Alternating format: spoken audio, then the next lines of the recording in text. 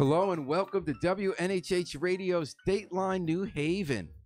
I'm your host, Paul Bass, inviting you to look behind the headlines on the stories that make the Elm City tick. Well, Pat Dillon makes our city and state tick, with an emphasis on state. Pat has represented New Haven's 92nd Congressional General Assembly District since 1985. And even though on Valentine's Day, a lot of Republicans have been invited to the governor's mansion, I guess it is for Valentine's Day party, Pat is a Democrat. So her schedule is a little freer, so she's here in the WNHA studio to help give us an update on what's going on. And we're going to also thank Yale New Haven Hospital for providing support for today's program. Pat Dillon, thank you so much. I love when you come on our studio. You teach me so much about what's going on in the state. Thanks for coming in. The governor is meeting with the Progressive Caucus tonight. Oh, can you get closer to the mic? The governor is meeting with the Progressive Caucus Are you a tonight. member of that? I am. And where I are you think a folks lot meeting? of their goals are... I used to be non-aligned, and then for a while, years ago, I belonged to both moderate and progressive. You're chuckling, but I think there's something real in that. I don't think things are always so either or. You could be for. I was thinking about in David was it Leonard's column talking about everyone says they're a centrist, but then when you poll them on issues, they all have a majority, especially among Democrats, also independents, very progressive economic arguments, but in style. And in listening to the other side and acknowledging that there's value in other sides, they like that style of centrist, like Amy Klobuchar. I knew you were going to say her. Yeah, She was a classmate, right? Yeah. I think, temperamentally, I'm more of a moderate, I think. I mean, I don't go in there saying, oh, I hate 15 of the people in my you've always caucus, worked, and I want to also take the other them off. party. You've always still been able to talk to Republicans. Yeah, so I remember saying to one of my friends, several of my friends up there, well, I don't really like tree houses. I like to think more like an organizer and start in a place and build out rather than. So, but you are a member of the Progressive Caucus, and where are you folks meeting tonight? I think that their goals are more aligned with the needs of people in the cities. Are you talking about like higher minimum wage, family medical leave? I mean, I do think progressive taxation. It as usual, there's going to be infighting in the Democratic Caucus, and I'm happy to have that problem. Yeah, because you're majority now. That's right. I think it's perfectly fine. And a lot of the differences, well, we'll be fighting over money, but I imagine within certain groups there'll be differences over tactics, and that's fine. So where's the Progressive Caucus meeting with the governor? At the same place where he's invited the Republicans to the governor's mansion. Yeah. So you're driving up tonight. Right. All right. And then today at noon, today is Wednesday, you're going to see the governor at the public library because there's some kind of Google event, right? A Google training event to train people for tech jobs in New Haven. Well, I thought it was at 11, so... the event starts 11, but the governor speaks at noon. Yeah. There you go. Well, that's good to know. I have a lot of commitments today before I go up to Hartford. So okay, but I was doing a long lead in here, Pat. So Google, jobs, but those are kind of like on the ground floor. How do you get people trained for tech jobs, create infrastructure, get people into jobs that exist here in New Haven or being nurtured by local businesses? But you've told me in the last few days there's been talk that Governor Ned Lamont, would like to see whether we can lure the massive Amazon headquarters planned for your old stomping grounds in Queens. Now there's some second thoughts in New York, which I really understand. That if you give them massive tax breaks and they come in and have a huge employer that, is require a lot of infrastructure help, that it's not necessarily going to be a win for that community, that when communities get played off against each other by big outside employers, they get so many big tax breaks and demand so much in public help that in the end, it's not worth all the money you're paying for jobs. But the Lamont administration wants to see if they could bring them to New York. It's also kind of weird to see where they could go in Connecticut, given our infrastructure. But how do you feel about that? Well, I was trying to economic development through getting big companies to locate big operations here. Some of my friends in Bridgeport had talked to me about a year ago about whether or not we would be interested in cooperating on an Amazon initiative. Right, New Haven and Bridgeport did cooperate on right, and that never had any chance, and everybody knew it. Well, I guess I have a lot of. One specific to the company, yes, as someone who grew up in Queens and watching what's going on in Queens, I can imagine, although we moved out to Nassau later, but I still have a lot of ties there. I can't imagine anything that could make housing less affordable. Right. And they look at Seattle, they look at the you go Silicon to Queens Valley. when you can't afford Brooklyn, and nobody can afford Queens anymore. So I don't know where they're going to go. But is there for that an argument against luring big employers, tech employers, because they make housing prices go up, or is that something that still can benefit the whole community by creating more wealth? Well, I just want to say something I'll go back to, and that is I think that city planners and mayors and so forth tend to overvalue bringing new sparkling things in, and they very often discount what they already have. So instead of thinking about building on your strengths and saying, this is here, let's build out, it'll be like, oh, look I got this new thing. It's sort of like being a legislator and saying, look I got 10 bills instead of 2. Right, so and I'm the better. new shiny thing like was a sports team or the big Amazon deal. You say, hey, I'm bringing jobs to the area, like Foxconn with Paul Ryan. It turned out to be That's right. not a good deal. So is it a bad idea to try to bring an Amazon here? Well, I would just, hundreds of millions of dollars went out the door during the Malloy administration, overwhelmingly to other towns. I mean, I think Are you talking about in public subsidy for employers to locate, like the Alexion building in New Haven, the first 5 programs? Alexion is pretty much what we got out of him, I mean, to be honest. Otherwise, it was, financial services got hundreds of millions of dollars. You're talking about Whitney. You're talking to aid the big companies to create jobs or keep jobs. Right. Was that a mistake? I think it's a useful tool if you use it prudently, but that was their whole economic development strategy: attack the big employers in the inner cities. And what are the downsides to that? They move easily after they get finished eating up all the aid you give them, or like Alexion did. Although we still got a building out of it that Yale's going to rent.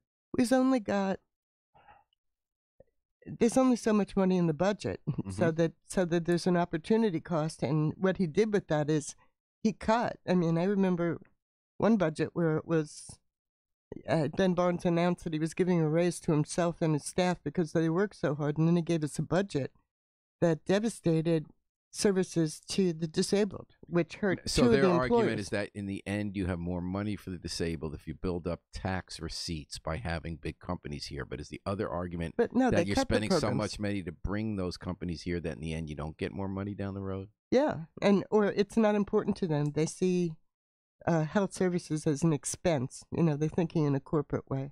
And actually, it's jobs. And if you look at a lot of other towns, like Columbus, Ohio, Birmingham, Durham came back. They lost tobacco, they lost the mills, and they've really built themselves around Duke spending on healthcare and research.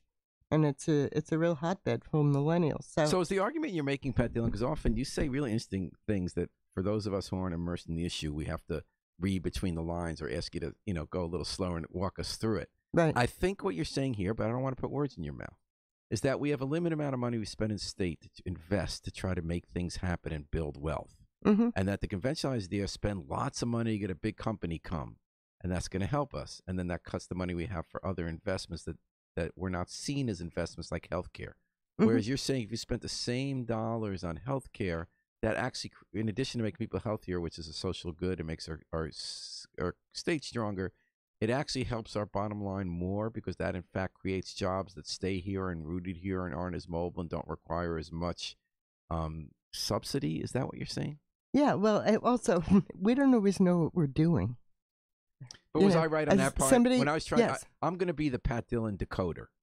Pat Dillon's been in this business for 40 years, really knows policy, speaks fast, makes a lot of references we don't always catch up on because you're doing a lot of ideas. So did I just decode Pat Dillon's argument? Because that's not a conventional argument. It isn't?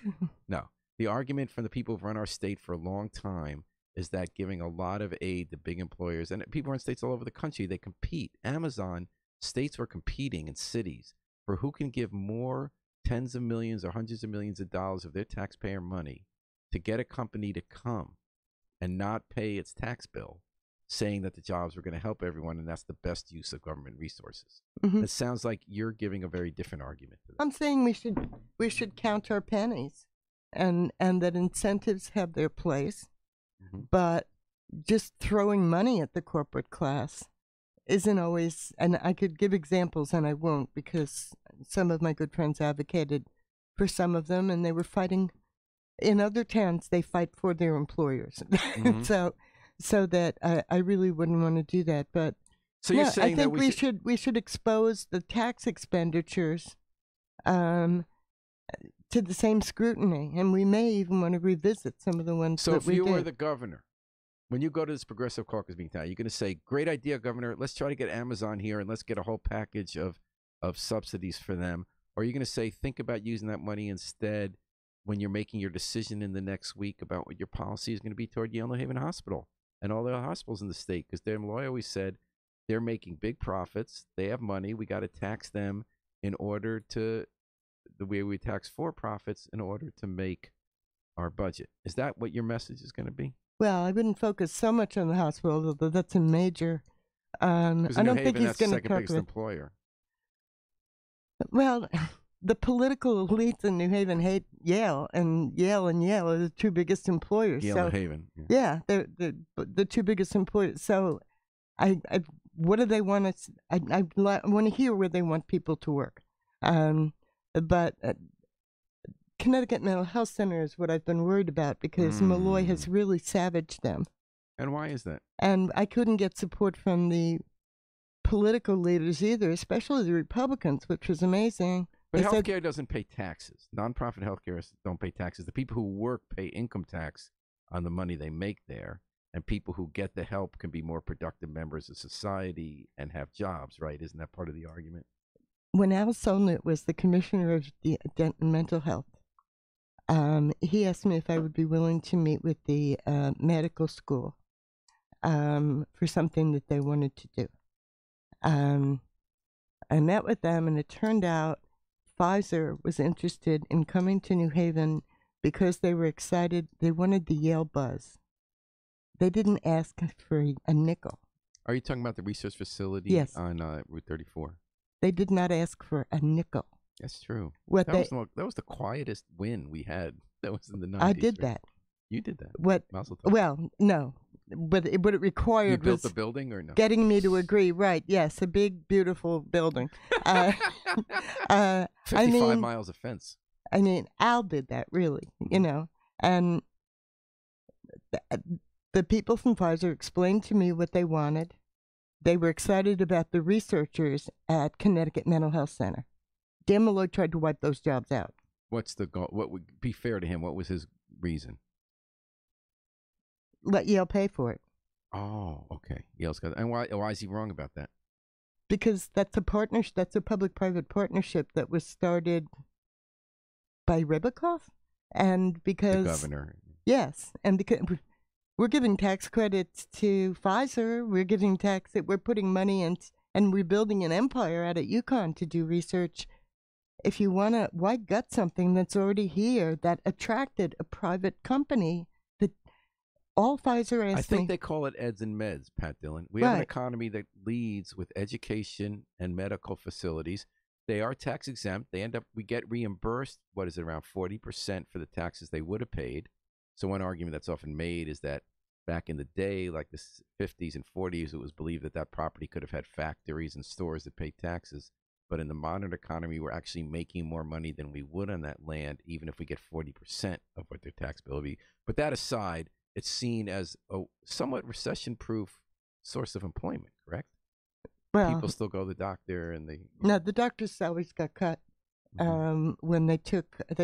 I think Yale became the biggest taxpayer in the state. New Haven. Yeah, New Haven, and the medical school is part of the university, and they had to cap. They did something to faculty because they lost a lot of income because some of their people were getting fees from the hospital. Mm-hmm. So they're separate entities, but they're part of the supply chain.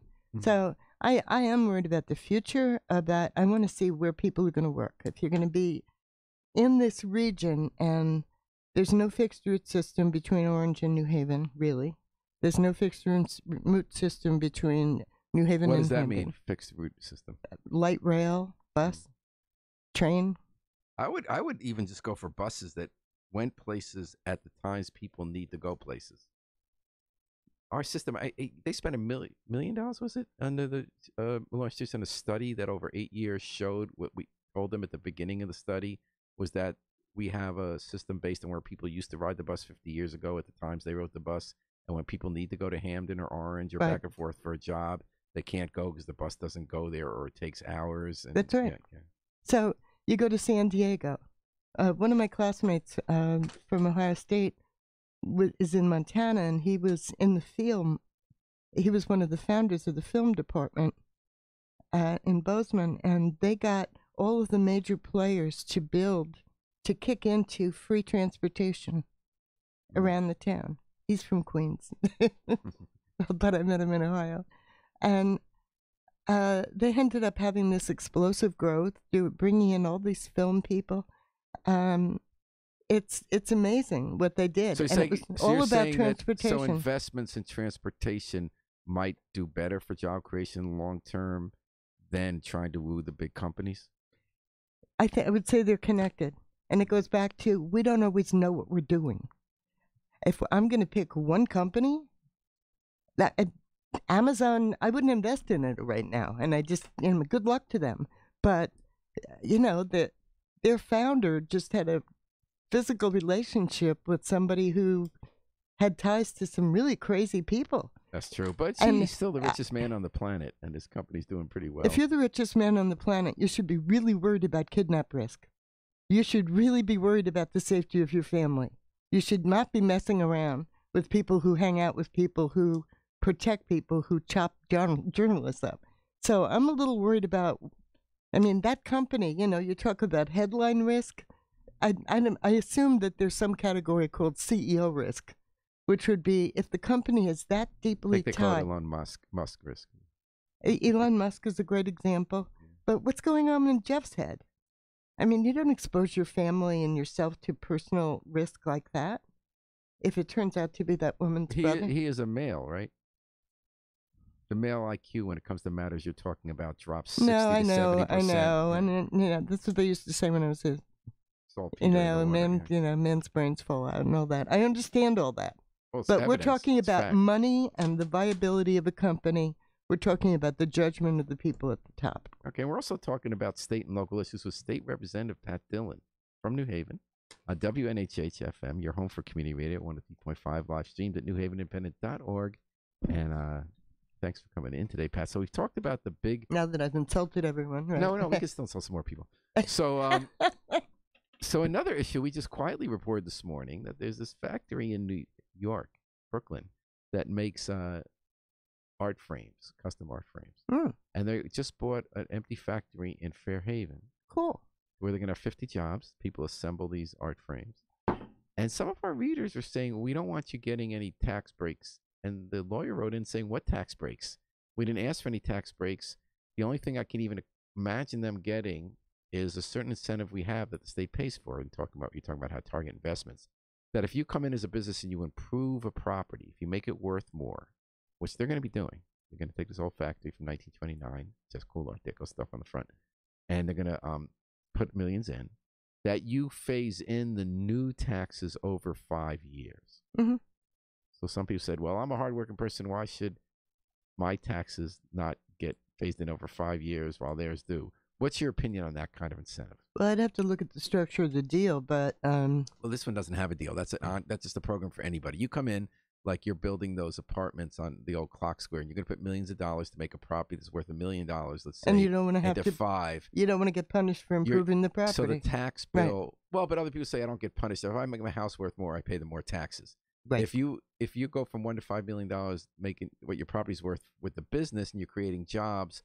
The first year, you're still paying taxes as though it's worth $1 million, and over 5 years, you get to the point where you're paying at it worth the 5. I think that seems like a pretty good incentive. But what about the argument? Some people in the Haven say just never give any incentive to a business to invest. No, I don't agree with that.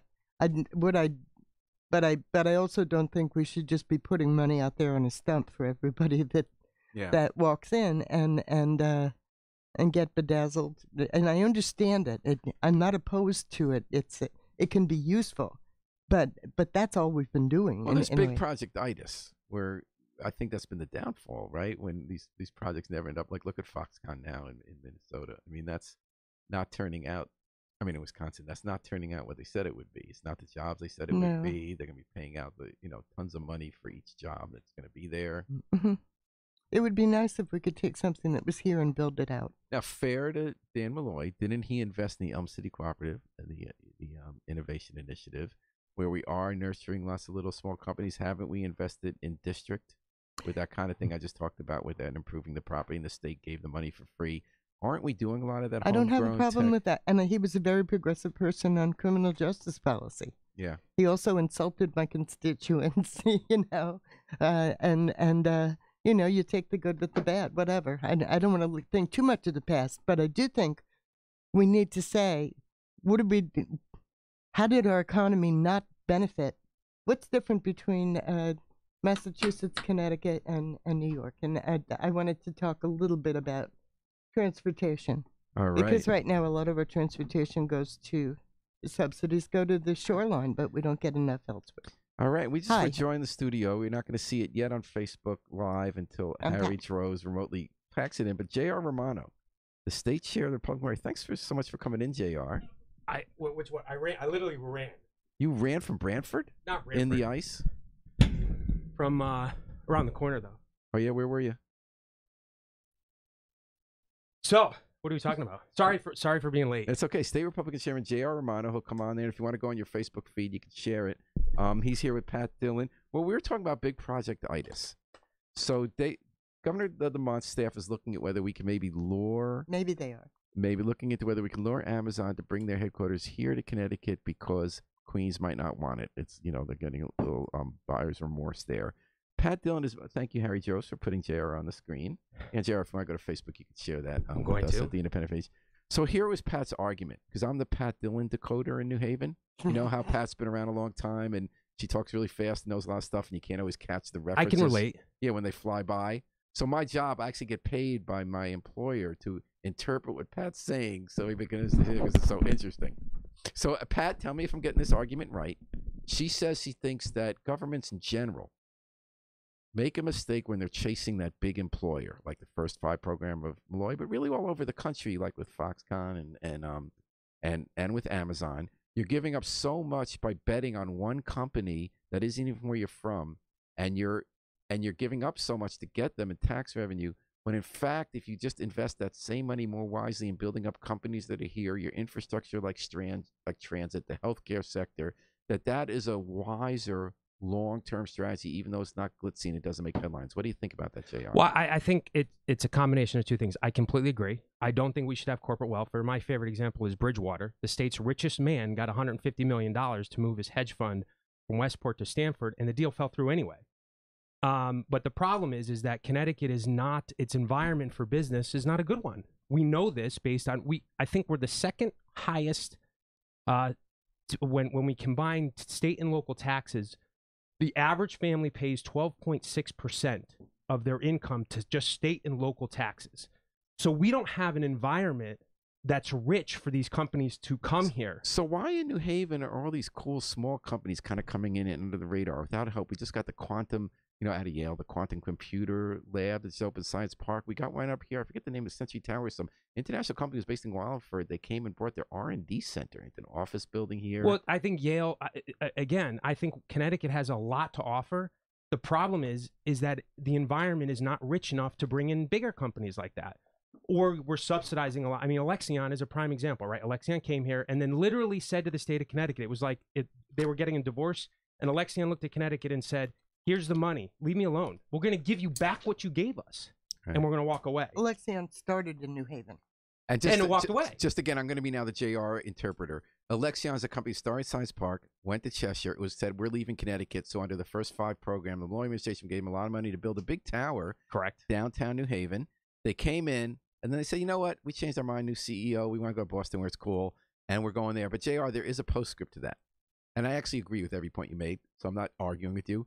What's ironic is sometimes we talk about ideas that specific things happen on the ground that are different. We actually made out pretty well with that. We got all the money back we gave Alexion. We got a new big, not all of it. Okay, most of it. And we got and they pay penalties. 25 million, somewhere in there. We got a big new tax paying office building downtown that is fully occupied because Alexion left half of it, and Yale's growing medical businesses went into the rest. I understand that, but Paul, let's be honest. If New Haven doesn't have Yale, they're a desert land. To your point is that Yale building is filled. New Haven has Yale. I understand that, but that's like saying if we didn't have weather, we wouldn't have weather. No. But my point is if Yale wasn't here in New Haven, that building would be empty, and that's very dangerous when we're looking at a situation where Yale is growing and growing and growing, and now you're becoming 100% reliant on them. And by the way, they get Yale, depending on, and I know it's a very complicated tax issue, but Yale also, and I think to the city of New Haven, they don't pay 100%. I can't remember exactly. We get 40% reimbursed. Yeah, they pay for their for-profit property. So again, as Yale grows, it's not necessarily there's people that are, and I guarantee majority of the people working in those buildings don't live in New Haven. So I think the problem is that we don't have an environment that's ripe to bring in something other than Yale. But here was Pat's point. Now I think she would agree with me. We have invested in the Elm City Initiative Cooperative with state money, right?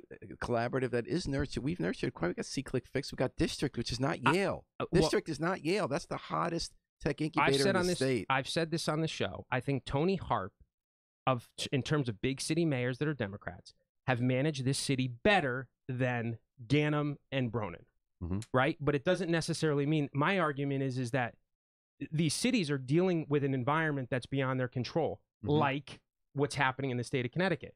I left Hartford because of the tax rate. I was paying $800 a year for a copier that was 10 years old.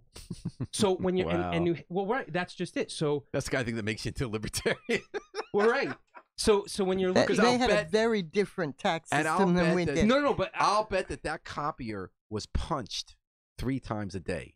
10-year-old copiers, the way they always break, you try to get it's actually but the point is that I think you're talking about a local municipality that does that, and again, I disagree with Tony Harp on a lot of things. I think she wastes money in town hall, but in terms of how they've capitalized on what's been given to them by the state, I don't have many arguments there.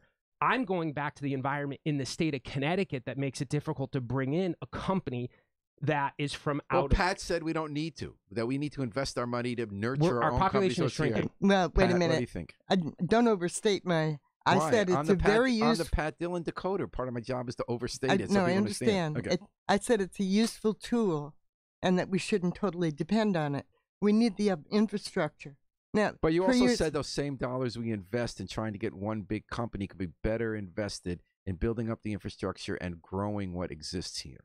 I also said political leaders tend to overvalue new things. Yeah. That's also true at foundations, by the way. Of course. I say that as a grand application. We're not the United Way, but we'll fund your sparkly little thing if you can find a name for it that doesn't make it look like ongoing expenditures. So what I want to say about that, there is a problem with chief executives, okay? For years, Ella Grasso's total economic development, former governor, was saying we're not going to have an income tax.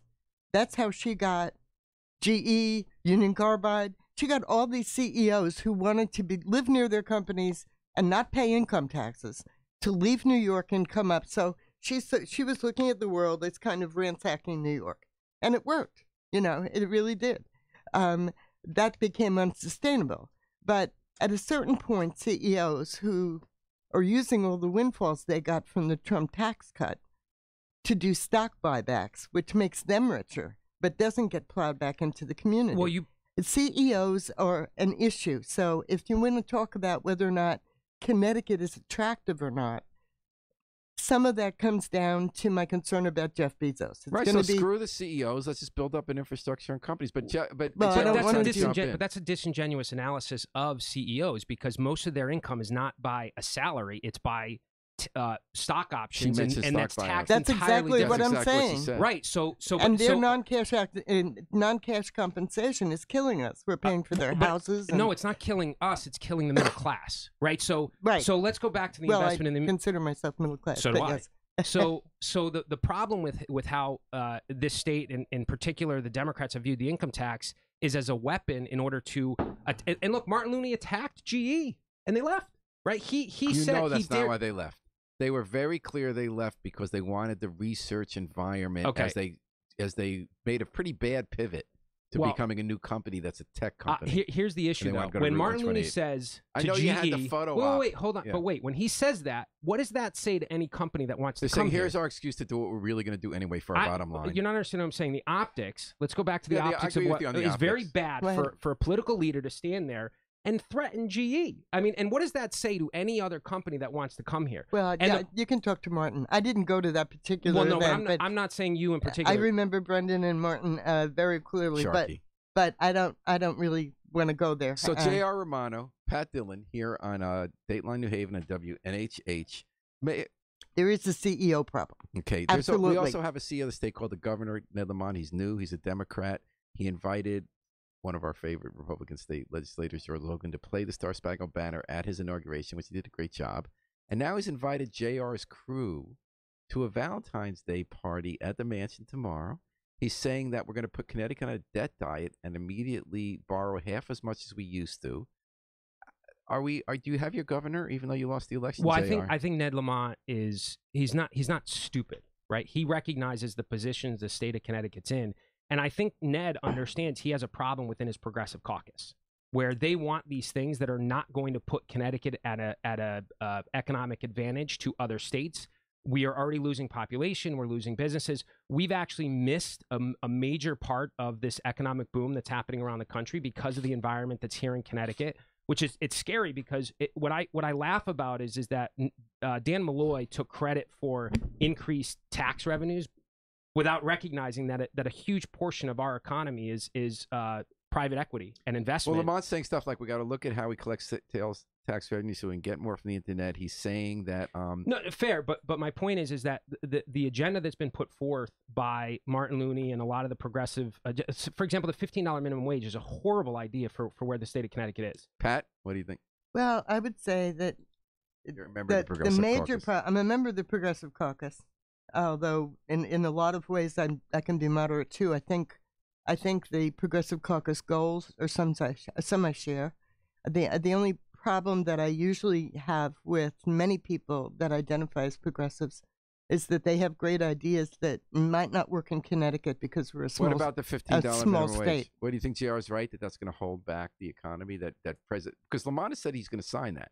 So does he think? Do you think JR is right that Lamont thinks he has a will be about when to phase it in, and that obviously that could reduce jobs in some areas. You have to talk about when to phase it in. And JR, what else in the progressive agenda? There's two problems with the $15 minimum wage. Number one, it knocks a whole bunch of a large swath of people who are currently working.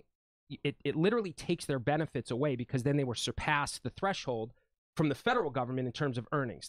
That's also a problem that the Progressive Caucus is not talking about. No, actually, I discussed it in Hamden.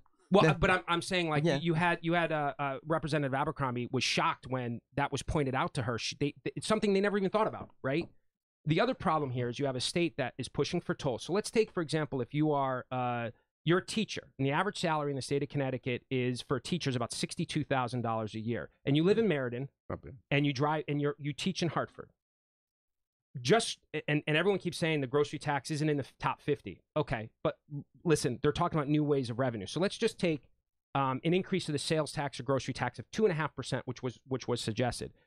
You're adding tolls and a grocery tax. That teacher pays right now, if you do the calculation at 12.6% of her taxes that go to the state of Connecticut, she pays about $7,000, give or take, to the state of Connecticut, all in, all taxes. With just tolls and groceries, you're asking that possibly single mom working in Meriden or living in Meriden, driving to Hartford every day, you're asking her to pay about $8,200. That's not bad on $62,000. Are you in this state if you can then pay for child care for her kid, if she can get health insurance? So now you're also asking for, but the cost of living is going to rise when you phase in a $15 minimum wage. I guess I would say that the phase in is the important part, and that many of these proposals I think are really important. The sticker that actually I discussed, and we may not have been on the same page when I spoke before a group a couple of months ago with Gary Winfield, was that I was concerned that some people may lose eligibility to some programs that they're getting now, whether it would be... Right, that's what Jared just brought up, the unintended consequence of that, but then maybe you can tweak federal rules. And let's understand, when you raise the $15 minimum wage, it's assuming that prices won't rise, right? There'll be an adjustment. So there's two things that happen when you raise the minimum wage. Number one, corporations love it because Walmart can adjust pricing and be fine. They have the cash flow and capital to deal with a higher minimum wage. They're always going to make money. You're putting mom and pop businesses out of business because they can't compete on the same level as those major corporations, which is why you're going to see more corporate restaurants and you're going to see less mom and pop. You're going to see less mom and pop stores that are able to compete with major corporations that have the cash flow to deal with the adjustment. Do you think that's been borne out of experience when they study places where the minimum wage has risen? Because that's not. I know that there's been mixed research on it, but I thought the balanced economists say that doesn't happen. I would say that what's been happening is some of the bigger players are already moving to the $15, and so it's happening. So that if it becomes law, then it creates a floor for everyone. What about overall, J.R. Romano? Are you pleased by Ned Lamont's first moves, or is it just talk now? It's just waiting talk to see the budget? I think it's just talk. Is that fair to say too, Pat Dillon? I think people have underestimated Governor Lamont. I mean, obviously, this is a guy that, ran some very energetic campaigns and keeps in his thought this was an energetic campaign? 26. And is very, I'm not getting into that, was interesting adjective. Okay. I was out of state for his first campaign. We had a family illness. Does either of you have but what I'm saying is that he's incredibly tenacious, and I wouldn't sell him short. Now, does either of you have a concern? Because I think there's an issue that cuts across party. That the person who's in charge of economic development should be in jail right now. He was at Goldman Sachs. He created a way to cheat their customers by lying about the viability of investments they had made themselves and buying toxic mortgages that they were betting against as they were telling their own customers to buy, helped create the Great Recession. This guy personally was involved in that strategy, personally testified in Congress, and he said, when we told our customers we heard this good advice on the street, we meant in our offices. Does this give either you guys pause about who's running our state and doing economic development, who's going to save our cities? I mean, I look at it from an entirely different perspective. That whole department under the and I can't think of the commissioner that was under Lamont was the Smith. Commissioner Smith. It was literally the worst period in Connecticut history in terms of. I mean, she was absolutely. I mean, it was abysmal. But you're ducking the question. Well, no. I mean, look. I think at the end of the day, here's a situation like you believe he should be in jail. During that time period, there was lots of things that happened wrong. I don't know enough about him or what the strategy is going to be. Should he be in charge of economic development for the state of Connecticut? I think that's a question you need to ask the Democrats. We're not the ones in charge. Oh, you're punting now. No, I'm not. What's your role then now, J.R. Romano? Your role is much different from last time you were here. Your party now is in the wilderness. You lost. I wouldn't say that. Well, you lost big in an election that you and I both thought you could do very well. Let's talk about that. You lost all state offices and you lost near super majority. So, but let's talk about Democrats that, though, in both houses. And I'd be glad to have this conversation. But let's talk about those elections that the Democrat Party is losing the middle class. They are. But JR, hold on, wait. You have to admit an election where the Democrats win every office. That's the good election for Democrats. But let me finish. What you have to understand is where they won. They didn't win in a landslide. They won by. You had 22 races that were decided by 1% or less. You had 2 statewide races that were decided by 0.5%. This was not. When you looked at the win losses, Democrats won by 50 votes, 100 votes. That's where some of these wins are. But they won. They have a near supermajority in both chambers of the legislature. In 2 years, and you're seeing the problem here when forced regionalization, higher minimum wage, all these things, and this isn't meant disrespectfully, but at the end of the day, the Democrat strategy was to nationalize this race. You have, and this was true, in Greenwich, Connecticut, a woman from Stanford stood up and challenged Alex Bernstein, who's one of those new senators, and she said, if I had known you were in favor of tolls, I would not have voted for you. They were blinded by their rage of Trump. Okay, you're predicting 2 years, but you lost big. I understand because the Democrats were effective in nationalizing this race. No question about it. Right. So what's going to be your role at the legislature this term? It's to hold those Democrats accountable that won by very small margins. Okay. And explain that the policies they're pushing are not going to benefit Pat, what do Connecticut. you think? What's going to be the role of the Republican Party, you think, up there? How relevant are they? Well, it's very clear that the governor wants to have a good relationship with the Republican leadership, and that's very positive. And obviously, he got a big vote from the city, so I want to make sure that doesn't mean. I saw what happened with the Republican caucus last year. They wanted to say that even though everybody wants to cut spending, no educational cost sharing could be cut. Period. Because that's the biggest amount of state money that some of the rich Republican towns get. nothing wrong with being a rich Republican, by the way. I mean, I think that's fine. Now, I mean, 4 years ago, it was the 1% was evil, right? That was the narrative of the Democrats. Now that they're voting for Democrats, it's okay. I'm talking about myself, and so what I can say is I don't have a problem. What I am saying, though, if a CEO tells me to cut state spending and then supports a $400 million tax credit to his company, or if a person from the suburbs says, cut state spending, but don't cut the money to my town, take it out of those big cities, then they're hypocrites. Well, they have no moral standing. I don't think anyone's saying cutting money that goes to New Haven. What I think they're doing is let's look at the agencies that we have in the state of Connecticut. And I harp on this all the time. We have a director of culture at $120,000 a year. I would be glad to hire 2 social service workers to work in New Haven than have these bloated bureaucracy agencies that don't do anything for the average person. On the local level or on the state level? So he just said he would get rid of $120,000 culture and hire two social workers. Because it wouldn't be 2 social workers because of benefits, but in any case, it'd be close. Well, don't forget that 120. There are benefits there too, but still. Well, that's his view, But what's your view? I would say, I'm very worried about the arts. Whether or not the way that they've structured it is important. That's a huge piece of Greater New Haven's economy. When I was a local official, I chaired the committee that worked on the renovation of the Schubert. That's an iconic, very, very important. Long Wharf is huge. I want to be able to have a strong arts presence. I'm a member of the Arts and Tourism Caucus, which is bipartisan. Whether or not everybody agrees with those particular jobs is not really something I want to get hung up on. But I do want to. I want a strategy for the arts and for tourism, because having things like Muslim bans and, messing around with the visas of people who are tech workers, and who are we going to be bringing in to visit our state if certain foreign countries are off the table, and if the people that used to want to come here to study in our universities are afraid to come here? We have to have a plan for tourism. We have to have a plan for higher education, which used to benefit from foreign students, and we can't because of the poison that's coming out of Washington. Okay, so she just pivoted. So that was a pivot. Yeah, well, let's unpack this for a little bit. You literally just said we should be investing in the arts. When I did follow the whole thing. Well, no, but here's my problem. Seymour, Connecticut, which is a blue-collar community, was cut millions of dollars, and they had to lay off teachers. So the problem is that in Hartford, there's no prioritization. It's you want everything for everybody.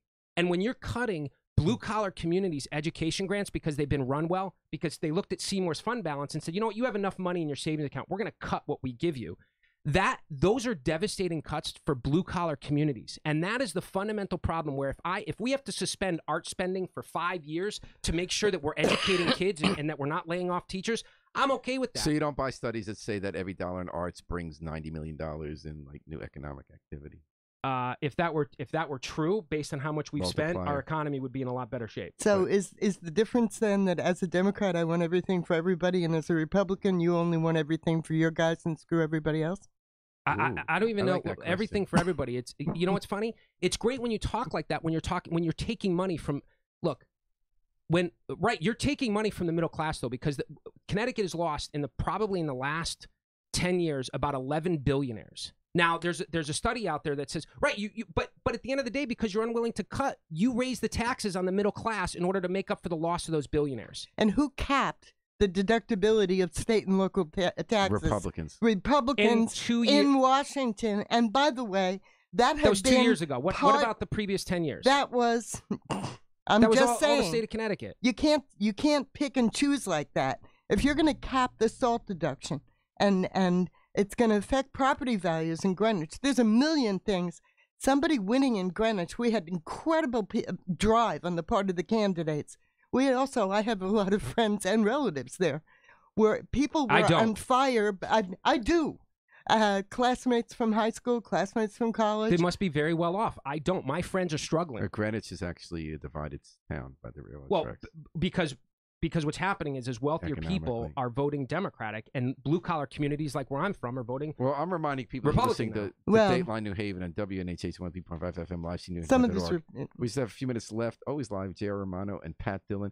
I want to ask you folks, because I've been trying to figure out some questions lately about what's in the news here in Hartford, in New Britain, in Virginia, in Congress, about where do we draw the line when people in public life are exposed as having made mistakes?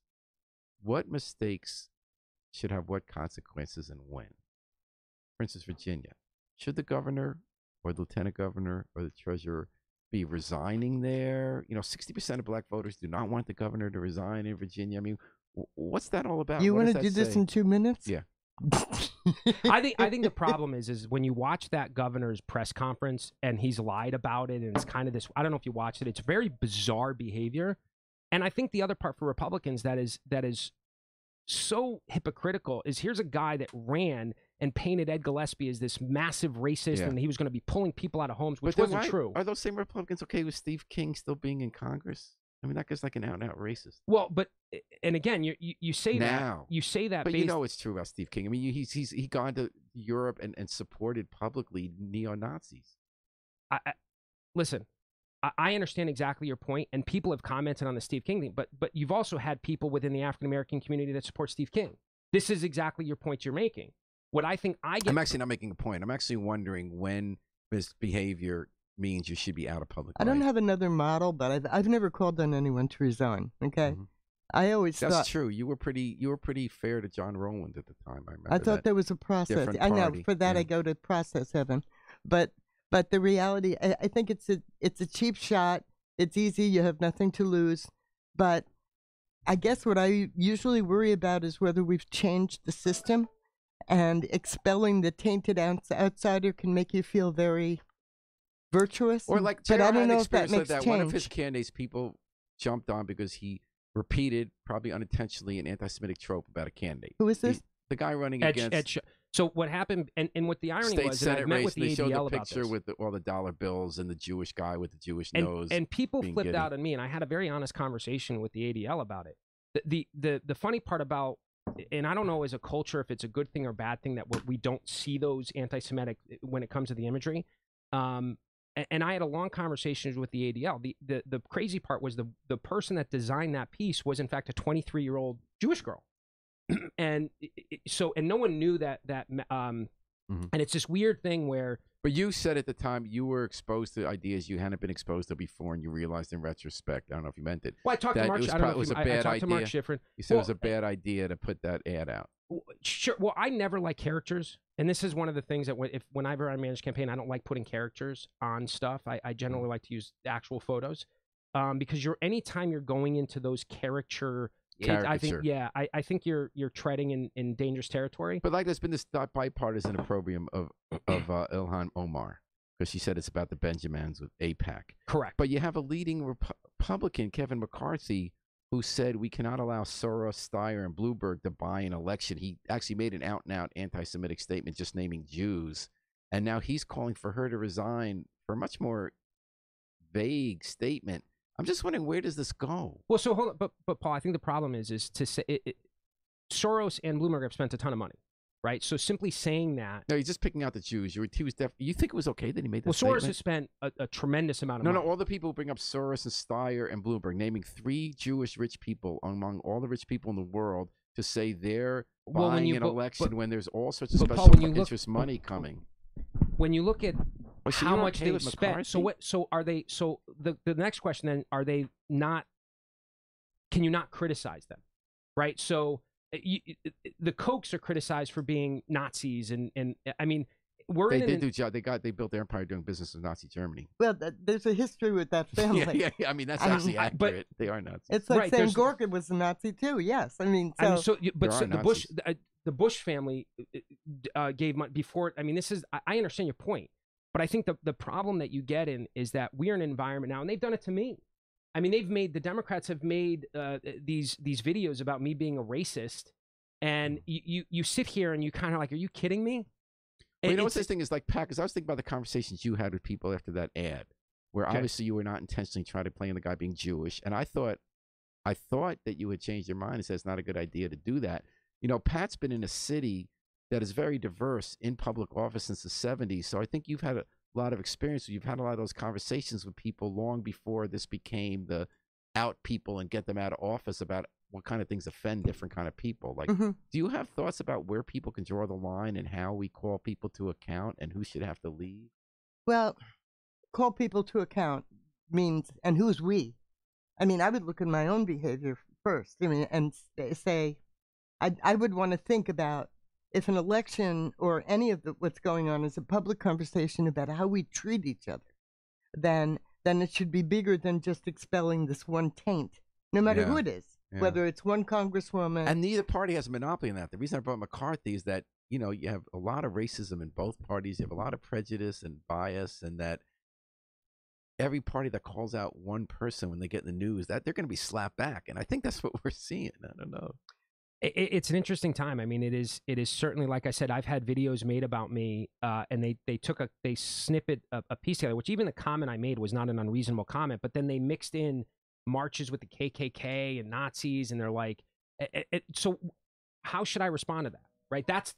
And this was done by the Connecticut Democratic Party, so it's not like. Well, you guys have also done clips on stuff. Remember, we not had like here that. at Roland Lamar, not calling someone KKK, right? I mean, we've done clips on what Democrats have said, and literally saying this person wants to raise your taxes, this person wants this, not taking a clip, mixing in and calling me a white supremacist.